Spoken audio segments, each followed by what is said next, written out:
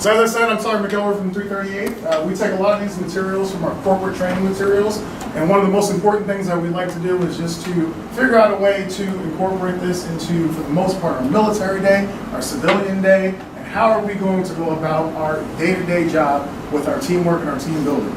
So if I were to throw out the question and say, who here is part of the team, who would raise their hand and say yes? Absolutely. It doesn't matter what section you work in some form or fashion, you are part of a team.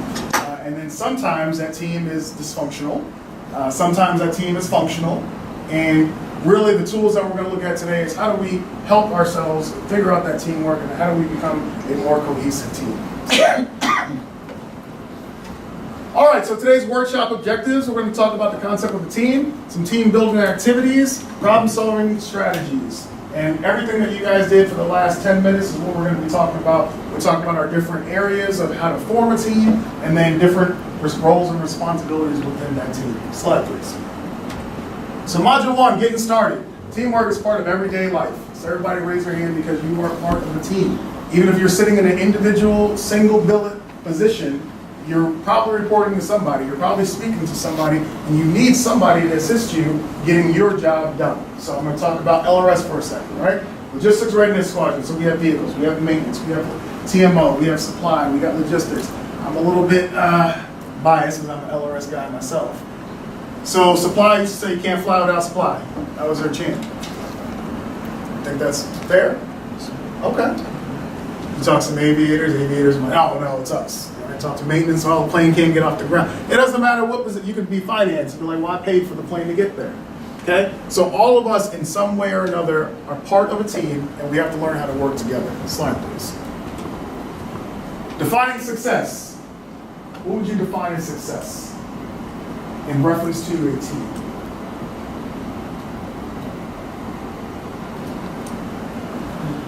Reaching their goals? Reaching their goals, absolutely. Good. Thank you. Maybe like fulfillment, making sure everyone feels like they're an important part of the team. Okay. Having involvement in all parties. Great. Anyone else? All right. Achieving that goal and feeling like I helped achieve that goal. It's probably what everybody wants when they put on their uniform, put on their clothes, and come to work every single day. Slide, please. So then we talk about what is a team. So you look at our people. So you had your facilitator, you had your recorder, you had your timekeeper, and you had your team members. But all those were people, part of the team. What was your goal? Your goal in 5 minutes was to come up with a one singular word answer to a simple question. Sharing responsibility. Nobody started attacking each other in here, so that's good. No, my answer is the right answer. But how many different personalities had to all agree upon either teamwork is your word or excellence is the other team's word? And the collective talent. You got to figure out who's got the talent in the group and figure out how you can leverage that talent to help you accomplish whatever the goal is you need. Slide, please. So the 4-phase model, who's seen this before? Forming, storming, norming, performing. Ooh, it's going to get beaten into your heads all throughout. Absolutely. But literally, those 4 stages are what you did in 5 minutes. Just take a second to think about that. You formed, you stormed, you normed, and then you performed. And we're going to get into those in a little bit. Slide, please. So different types of teams. 3rd module, slide. This looks familiar. Types of teams: team leader, facilitator, recorder, keeper, and members. So as I mentioned earlier, this is our corporate training, so when you're sitting in your individual work sections, you may not have all 5 of those positions. You might be a team leader, facilitator, recorder, and keeper and have only one other member. Or you might just be the member and have no other responsibilities, or vice versa, different ways you can look at it. And when you break it down, you can pretty much easily identify who your team leader is, right? So, for my technical awareness, who would be your team leader? Or MTLs. Your MTL. And why is that easily identifiable for you? Because we can come up with like any problems or any situations with that. Absolutely. And then you also look at the rank structure. So as a Airman Basic, you know that as a Staff Sergeant or Tech Sergeant or Master Sergeant, that's going to be your leader for the most part. Even enlisted sides, for the entire enlisted side, who's usually our leaders? Officers. Easily identifiable. And then you have your facilitators, those individuals who try to guide the discussion. Sometimes it's hard to be a leader and a facilitator. Can anyone agree with that? Because as a leader, you want to get the job done. But you may not be that guy or girl to help facilitate getting that group to the position that they got to go to. And as a leader, some days you're going to have to take a step back and allow other individuals to step up and be those facilitators.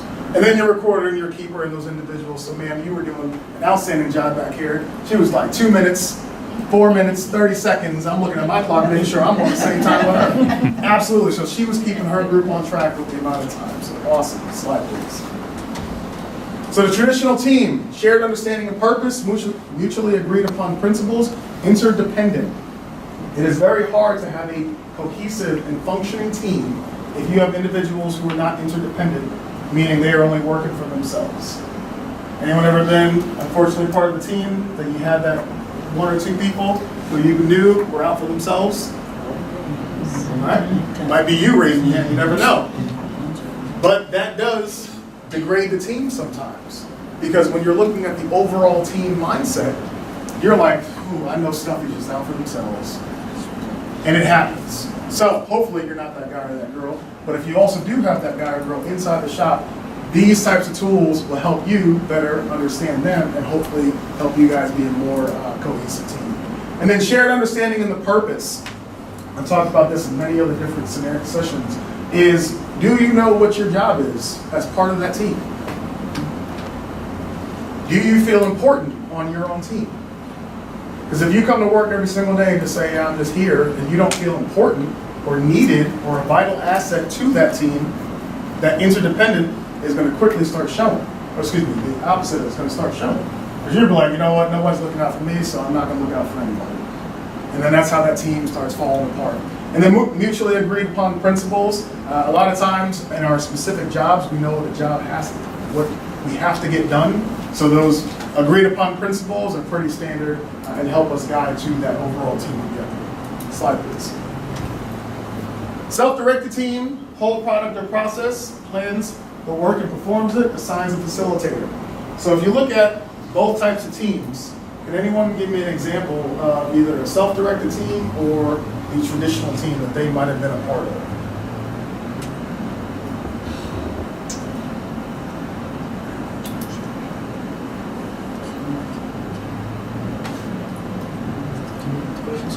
Yes, so the question was, can anyone tell me any examples of either they were on a self-directed team or a traditional team? Example of the self-directed team I feel was like our drill team back in 338. Okay. It was all completely student-led. There was no, well, there was an MTL, but he didn't really interfere with our operations directly. Okay. So in that, I won't say necessarily facilitator, but you guys were self-managing your program. Okay, that's a great example. Thank you. So you, in your day-to-day operations, it was a trick question. You are a part of the traditional team and part of the self-directed team. Can everyone agree with that? All right, because as a team, you're in a flight. Got it. You know what your flight's responsible for. Within your flight, you probably have that leader who's directing the way that the flight goes. So it is a self-directed team that's part of a traditional team inside of that flight. So, in most cases, you are always going to be part of the same, in the military mindset. Again, we're taking that step back from the corporate training. You are going to be, in most likely, a self-directed team and a traditional team most of the time. Slide. Electronic teams. Complementary skills, geographically dispersed, high trust culture. Can anyone tell me an example of thing what an electronic team might be? College classes. College classes. I was just sitting in class last night for an hour and a half because my professor did not want to stop talking. Right? But I was part of an electric team. And absolutely, sir, that was a great answer. Yeah, college classes. Right? When you're focusing, we all have a MatchCom that we report to. If you deal with your MatchCom, you're sending them emails. If you're dealing with 2nd Air Force, they're right down the road. But if you're dealing with 19th Air Force, you're dealing with a different Air Force, that's going to be part of an electric team. And then you need that high trust culture. Because a lot of times, maybe even college courses, you might get assigned a partner. And your partner might live in New Jersey, just use that. And then you both have to work on the same project. And then that person may or may not do what they need to do. We've all been there. I've been on both sides of it. I'm like, I forgot. And then find the excuses. But electronic teams do occur as well. Slide please. First stage, so the forming stage. What makes up a good team? Slide. During this stage, you're going to start discovering boundaries, interpersonal and task behavior, and establishing the relationships. So again, your first 5 minutes is where you guys are part of the forming stage. Now, let's say we were all sitting in a 6-month class together. That forming stage isn't going to just happen in 5 minutes, right? Because you're going to be like, okay, got it. I know how, I know you, man, got it. And the next week, maybe I'll get to know somebody else. And then usually by that month, that's when you start figuring out who you like, who you don't like, right? Because you never know how long that forming stage is going to take, depending on whatever the task is that you have to accomplish. So if you're just sitting in a classroom environment for 6 months, however long your tech school is or however long your training is, you are still part of a forming stage. It's one of the first questions we ask each other. Oh, where are you from? What base are you from? Oh, what's your AFSC? Oh, okay, cool. And then we get a little more personal, and what's one of the easiest personal questions we ask? Are you married? You got kids? Okay, where are you originally from? That's all part of that forming stage. So establishing those relationships. Do you believe there's conflict in the forming stage? Why is that? Different personalities. Different personalities, yes ma'am? Some people are very personable, they don't like to give out information about themselves. Absolutely, okay. So introverts, you're extroverts, right? And sometimes I believe I'm very extroverted. And then I meet introverts. I'm like, gosh, why don't you want to talk? I want to talk about everything. Like the sky is blue, it's a beautiful day, and you're like, all right, now part of that forming stage, you don't want to form with me, I don't want to form with you, all right. So again, we got to figure out ways that will sit inside this stage. How are we going to overall and personally contribute to the task accomplishment? Excuse me. Sorry. What to do as a leader in the forming stage? Provide an environment for introductions. So what do we start this training session with? Somewhat of an icebreaker, right? But I'm pretty sure you at least got to know somebody, or at least talk to somebody. Aaron Happel did an outstanding job talking about the different jobs that was within his team. And then create a climate to build rapport. Present a solid first agenda. So as a leader, when you're bringing in this entire group right here, because we have a new task, it has to be a very clear, hey, everybody, thanks for being here. Who are you? Why are you here? Okay, let me learn a little bit about your credentials. Got it. All part of that forming. And then here's the agenda. Here's what we need to accomplish. Slide, please. So what do you do as a follower? You want to help members feel comfortable. So if you know you have that extroverted, where I'm too extroverted and I'm going to annoy somebody, because I'm going to keep trying to talk to you, or you're so introverted, how do you personally realize, okay, you know what, let me give this a chance. Let me give it a shot to see how I can be part of the team. Listen. There's a whole bunch of old adages that talk about listening, right? One of the things I like to do when I meet a new team or I'm working on a new team is I just want to sit back and listen. How are things going? Especially if you are coming into a new team. So we're going to PCS. For our civilians, you guys might have PCS, where you might move to a different work center. And that work center has been there before you, correct? Those individuals have been there before you. And now you're the new person. You might be that leader depending on your rank when you come in. But even as a leader, you want to come in there, and one of the most important things is you just want to listen. Hey, what's going on? Now, you want to try to avoid the gossip and the issues, and you won't believe what sort of stuff you did yesterday. Okay, I'm just here, hold on. And then you want to maintain interest and enthusiasm. Because you don't want to be that guy or girl who gets somewhere and clearly has it on your face or in your personality that you don't want to be part of that team. Because that makes it hard for everybody else who's trying to be enthusiastic to want to be part of that team. So what I say is always just put your best foot forward. Give it a shot, make your decisions. What they used to say, don't take somebody else's opinion of someone else. Learn for yourself, things along that nature. So those things you want to do as a follower. Slide, please. So our storming slide. Hallmarks of this stage, begin to address the objective. So I pulled out both the team leaders first, let them read over the paper so they knew what their task was. And then inside of that forming and storming stage, inside of that forming and storming stage is where you start to address the issue. So, all right, hey, here's the question. We need to come up with a singular answer. And ideas start to compete. Well, not necessarily compete, because again, no one tried to fight each other over it. But I saw on your guys' paper there was a bunch of little boxes, right? And even when you gave the presentation, it was determined what the word was going to be, but there also were still some other ideas in there. So ideas are coming out there. Hey, excellence. Well, he was using, I think, Google Assistant over here for the definition. Or excellence. What is teamwork? What is motivation? So different ideas start getting thrown out. Egos can emerge. My answer is right. I'm sorry. My answer has always been right. Your answer is wrong. Okay. Is that going to cause some conflict? Yes. Oh, absolutely. So that's why when I was sitting there going through, I was like, I want a singular word, one word, not a sentence, I want one word. And everyone has to agree on it. Because that, you guys did outstanding with, that could actually be one of the most difficult things to do with a team. Hey, we need to come up with one response. You got 20 people who all have different opinions. It's crazy. And then leadership is important at this stage. Slide, please. So what do you want to do as a leader? You want to identify and correct any conflict immediately. Don't let them go to blows trying to figure out what word they want to use. You got to step in and say, hey, guys, this is all part of the process, right? We're going to have different opinions, but you still got to be respectful. You want to help generate a win-win solution. So if you just take my answer, it's the win. It's the right one, right? It's got to be a win-win solution. Anyone have any ideas on what they would consider like a win-win solution?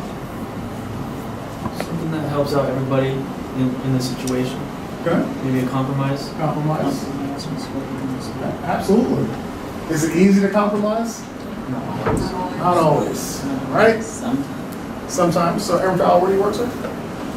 I work in the TRS, training development center. Okay. So, I'm just going to use your training developer. All right. You are the best training developer that you have ever seen. Right? Okay. Aaron Feldman, the training developer too. Aaron Feldman just got to your shop and says, oh, he was the Bambi back at my last base high. And he says, well, Aaron Fowler, look at this. We can train and develop this way. You're like, oh, no, we can train and develop this way. Where does that win-win solution come in? All right, 315, the flagpole, whoever, last man standing, all right? So you guys or somebody else might have to interject and say, okay, hey, Aaron Fowler, you got some great points. Aaron Feldman, you got some great points. How about we use 50% of your process, we use 50% of your process, and we're going to come together, right? 50% is better than 0%? Right? Personal opinion, I still think mine's the best. But, right, sometimes you have to do it. You have to find a win-win. And assertive communication. Sometimes you're going to have to shut individuals down.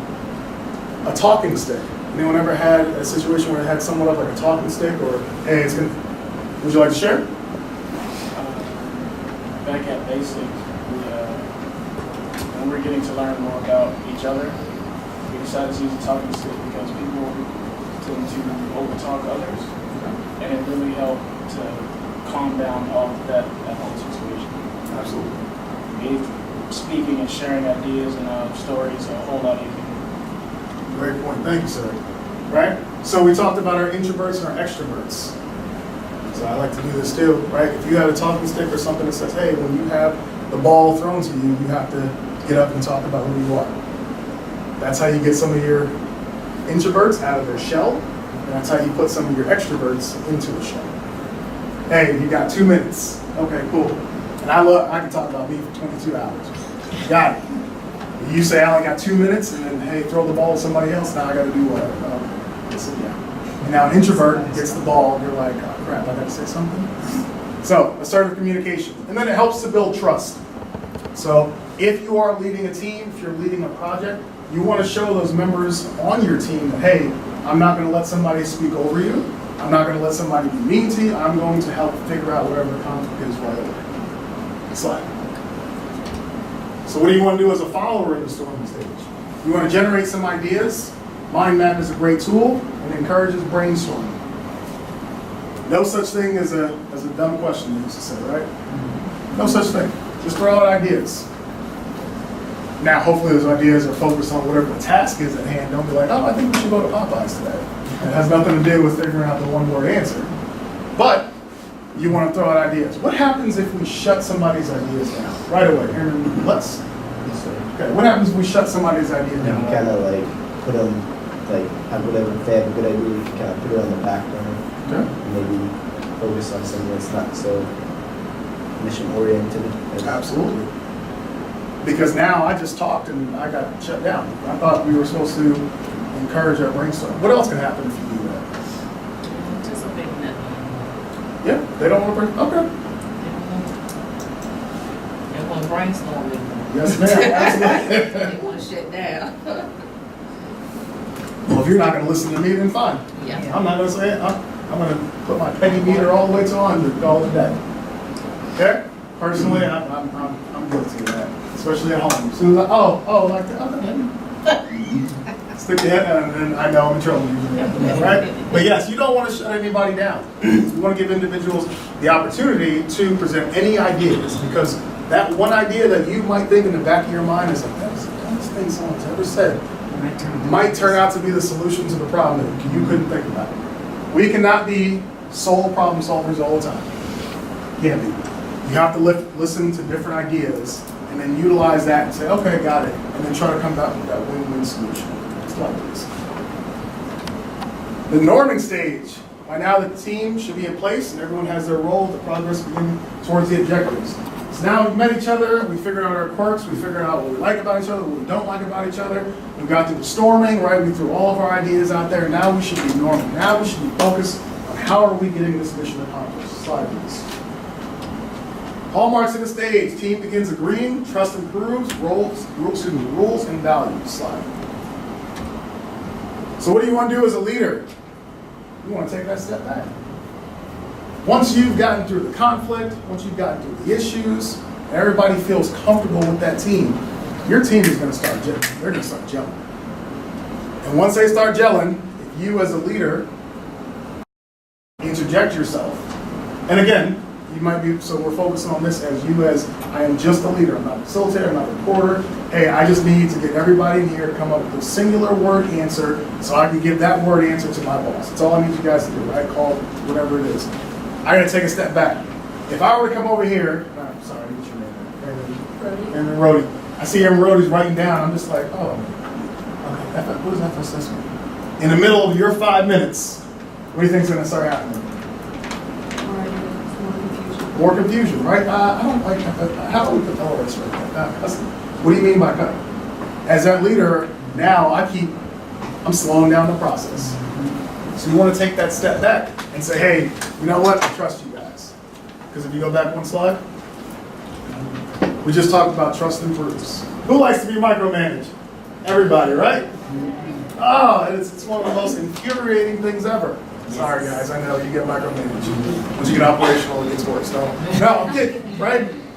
We don't like to. We want to feel, hey, I'm part of this team. You got to trust me, right? Trust, you have to earn it and all those other things. But I want to feel that I am part of this team and I can be trusted. If you as a leader come down and say, hey, I don't know about that. Why would you say that, right? At some point, there's going to be some interjection as a leader, because I'm not just going to be like, oh, here's your product and go straight to my boss with it. I'm probably going to poke holes in the boat somewhere. And be like, okay, hey, I really appreciate what you said right here. Could you elaborate a little bit more, because I'm kind of confused on this position or whatever the case may be. Slide please. And then you want to provide that energy. So I come in as a leader and I say teamwork and excellence is what you guys came up with. Take another 5 minutes and let's. All right, what did we just say? We talked about brainstorming. I'm going to start shutting down. But if I'm providing a negative energy as that leader, that team's going to slowly start disintegrating. All right, now you might come up with the wrong answer. All right, but there's ways to word it. Hey guys, I really appreciate that. However, teamwork excellence is really not what the boss is looking for. Is there another way we could maybe look at it and try to capture it in a different light? Is that a better way to word that was the wrong answer? Right? Because I told you in the beginning there was no such thing as a wrong answer while you were brainstorming. But it turns out that was a wrong answer. No, it wasn't a wrong answer. It just was an answer we couldn't use. All right? Does anyone ever run into situations like that? All right? The BMT bed drills.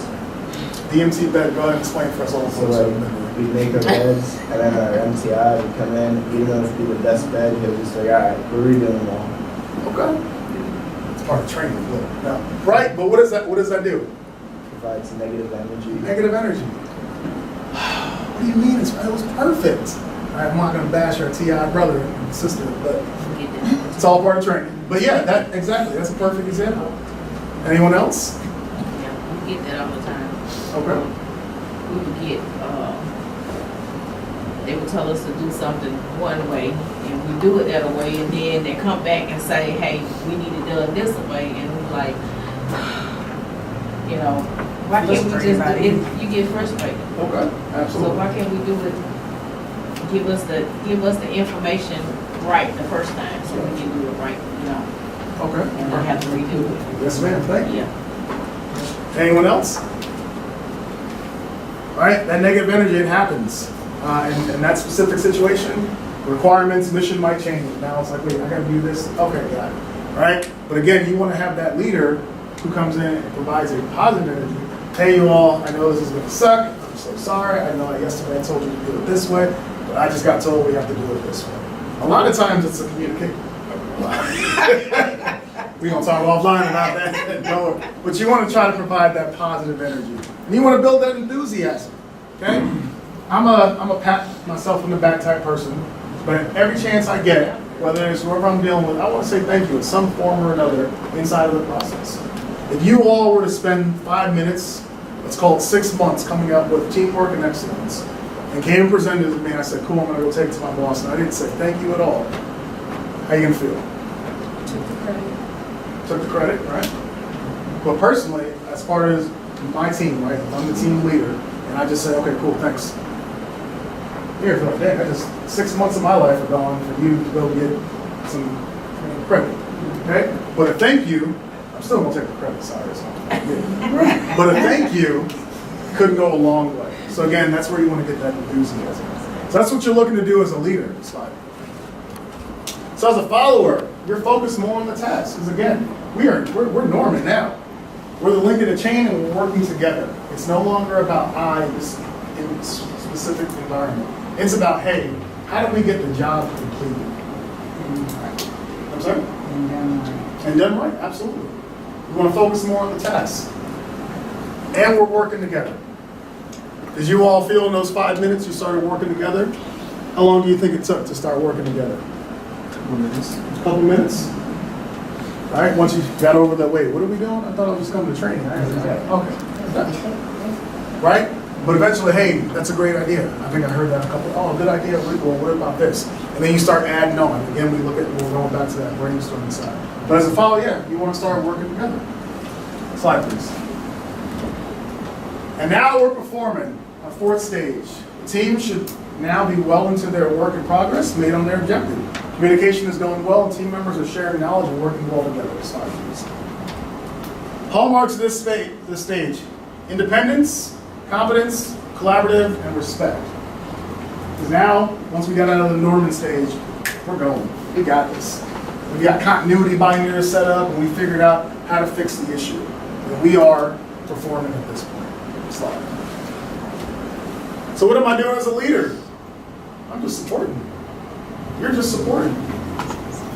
Hey, I've already taken the credit from him. Road, thank you. I look good. Got it. Keep on keeping on.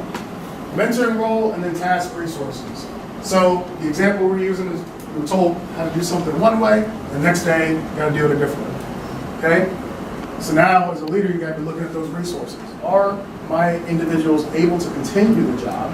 And we could spend hours talking about manpower because we all have enough people to do the job, right? Nod our heads and smile. Okay, we know. We know there's some issues and things, so we want to find a way to task resources and do the best we can. I saw a whole bunch of things the other day. We're talking about Air Force is still too small. All right, still too small, but we're still doing our jobs because we got it. So what do I do next? As a follower, interpersonal trust, higher level analysis, strengths, weaknesses, objectives and threats. Right, so the SWOT we can focus on in different sessions. But as a follower, higher level of analysis and interpersonal trust. Do you trust everybody on your team just because you guys are performing? Not exactly. All right. Anyone had situations like that they'd like to share?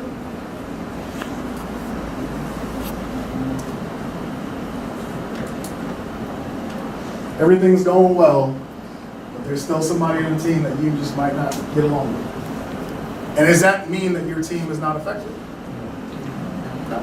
Because now it's just coming down to personalities, which is what it started with in our performance stage. difficult too when you got that particular person that knows everything, and that's always right. Okay. And, It's difficult and why would it be difficult? because their mind's already made up. They feel that everything should go their way, and based on how they've done the job or how the job has been done already in the past or whatever. So it's kind of hard working with that individual because they're going to still see things their way. So, perfect, thank you, man. So go back to that win-win. You shake your hand? Go back to that win-win. Sometimes somebody's got their feet stuck in the ground. Nope, this is how we did it. This is how we're gonna do it. This is how it's gonna get done. That's it. But all those 4 stages that we've been talking about, is where we have solution. Because again, you're pretty much in those 4 stages all throughout your individual day. For the military, active duty military, we PCS in, we PCS out. When we PCS in, we personally are now part of that forming stage. I gotta get to know everybody. Everybody who's been in that shop, they're looking at, okay, this person's new. So we're not always gonna be able to just go jumping to the performing stage. We're gonna have to go through each of the wickets and figure out what we gotta do. Now, when you got that proverbial stick in the mud, it is difficult. So sometimes you gotta go back and figure out, hey, how can we go about this in a more effective way? Sir, ma'am, I know you think this is the best process, but have you thought about looking at it this way? Have you thought about it this way? Anyone have any examples? No, I see everyone's like sitting up, like, oh yeah, that was just today, right? Anyone have any examples they want to share with that? I'm dropping everyone's names. I think one example, I work commander support staff, so we're all about supporting the commander. So we had someone new PCS, and she's like, this is a good way we can do this. And that it is another good way, but we have to run it by our commander. We can't just say, well, we think this is better, so we're going to start doing this. And that person had a hard time understanding that, we work in a commander support staff. We have to run it through the commander. We can't just, change anything and not let anyone know. So we did run it by the commander, and, she picked the ones that she was like, yes, we can change this, this, and this. And then there's a compromise, but I guess sometimes it can be hard to understand why your way can't just yes and go versus working through the whole team. Running through the wickets. All right, I'll say it. Thank you. Yeah, that happens. I have the greatest idea in my head, and I don't know why everyone else doesn't realize it's the greatest idea ever. But then there are some of those things that we got to go through. Hey, it's not the greatest idea ever. Go back to brainstorming, poking those holes in the boat, because if you do this, then this mission will fail. Oh, I didn't see it as that way, right? Sometimes we get tunnel vision. It happens, especially when we've been doing the job for a whole bunch of years. We get tunnel vision. I know how to do this. I can do this in my sleep. And then there's a new system, there's a new process, there's a new way, or there's just a new individual who can help you and help your team be even more effective with just a little bit of a tweak and change. So, slide please. All right, so team building activities. Team building is an organized effort to improve team effectiveness. What examples of team building do you guys have? This is a training day off the rails. Yes, Our sir. MTLs back at the dorms, they do team time, so they sit down and they have a group discussion with the team, all the everyone on their team. Okay, thank you. What else? Most activities that I've been a part of or groups, usually we're very competitive and we like to kind of see who's going to win.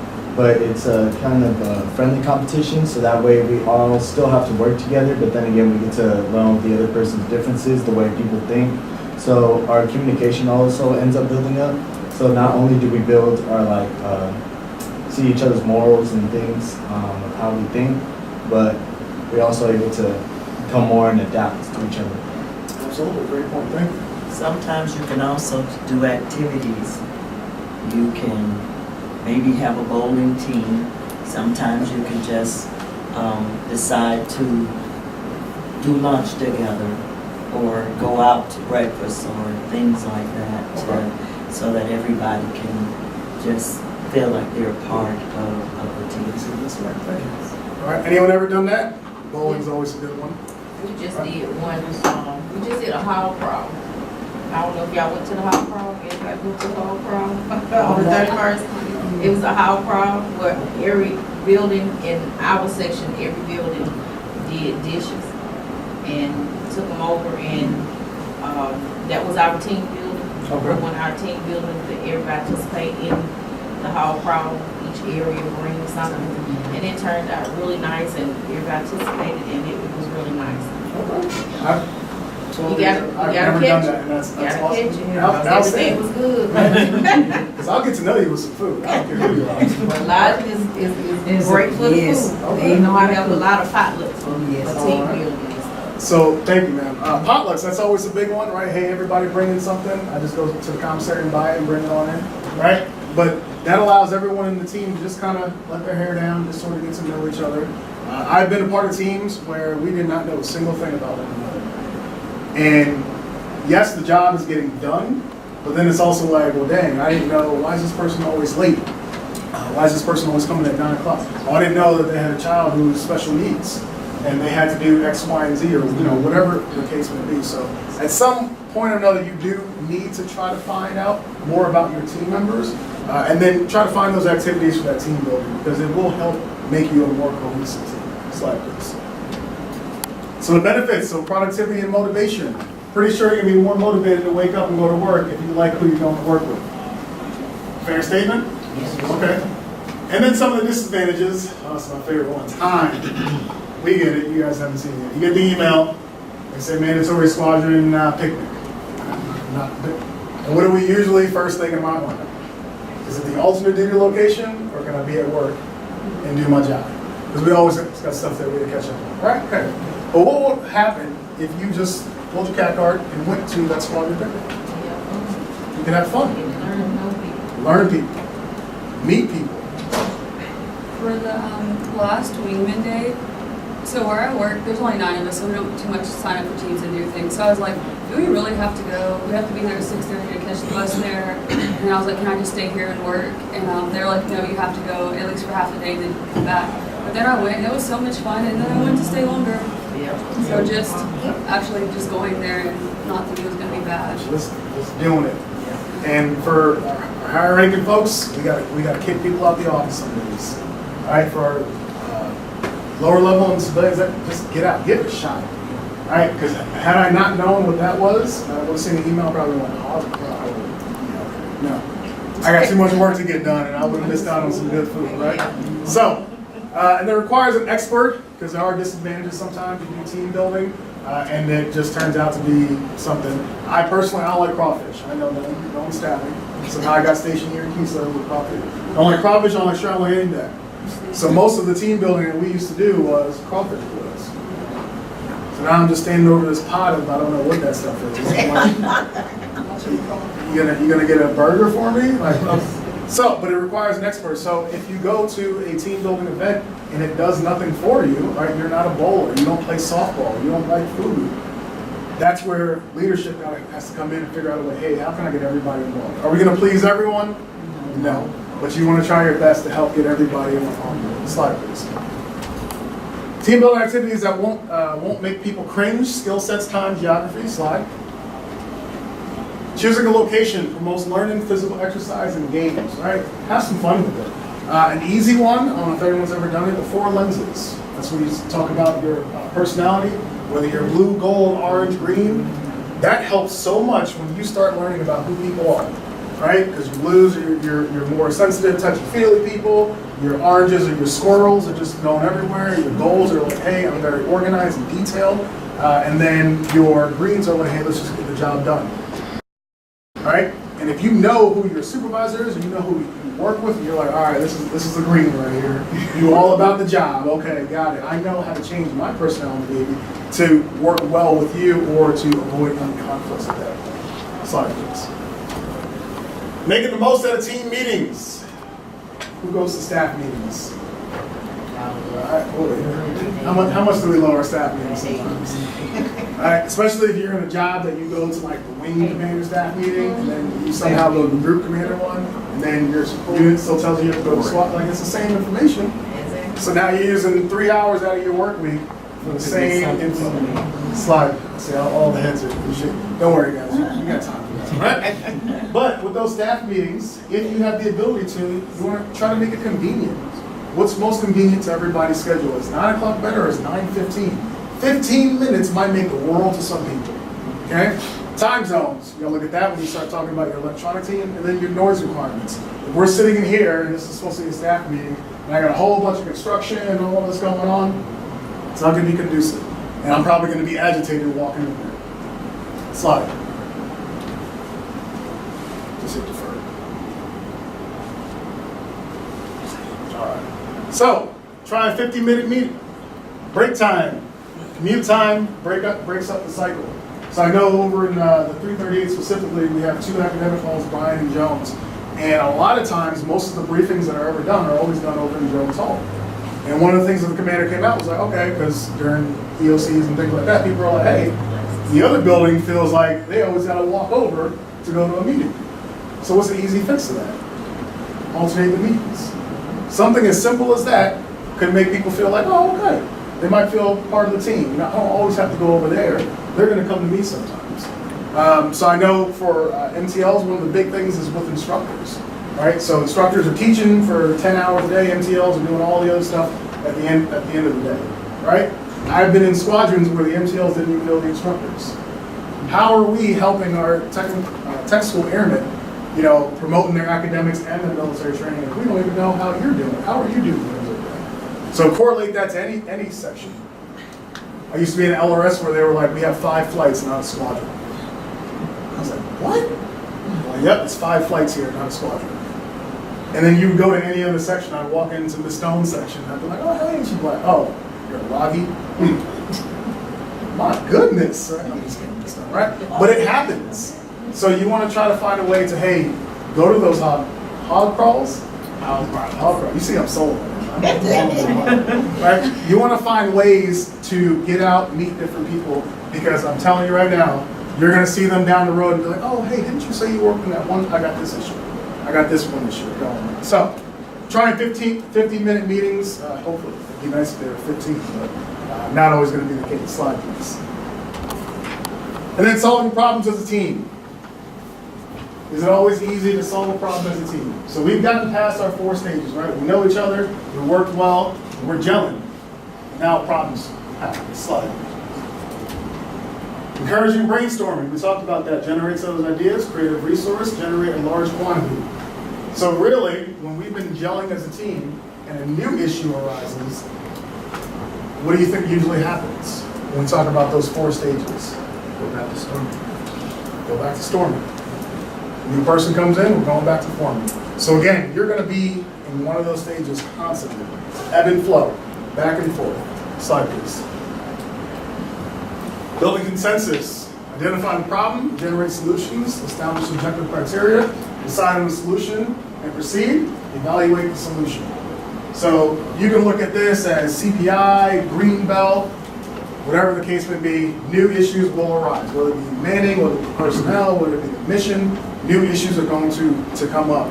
If you have a strong foundation of teamwork and your team building, when you guys go out bowling, you're like, you know what, you're sitting there throwing the ball down, you're not upset at anybody else, you're upset at whatever the issue is. And you're going to be more inclined to help each other and you're going to figure it out as a team. Slide. And then encouraging teamwork.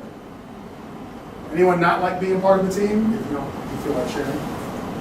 Anyone wish they could just do the job by themselves and have nobody else they had to talk to? Sometimes. All right, so, man, I could do this 10 times faster if I didn't have to go through 36 people to get it done. Okay. But you got to try to encourage that team. Slide, please. Some things to do. Promote a learning climate. Lay strategies to the team's work. Ask regularly, how are we doing? We should be for our active duty side, getting our EPRs, our OPRs, civilians. I know you all get your performance reports as well. All right, how are we doing? How am I relating into how the team is getting the job done? So when you look at the ACA for the enlisted side, it says, one of the questions is, how do you feel you are performing in the unit? It's one of the hardest questions to answer, right? Because everyone's going to be great. I'm doing the greatest job in the world. No one else can do it better than me. But if you take that hard look in the mirror and say, well, you know what? Am I really? Could I be better? Could I be helping somebody? When you look at that personal struggle, and you can fix some of those issues, I'm not saying necessarily issues, but you can fix some of those things, you can be a better person to help your team to do that. Slide, please. Some things to avoid. Being aggressive, again, we start talking about those personalities. Because I know my job. I'm a training developer. I know how to develop training. And then you tell me I don't know how to do it.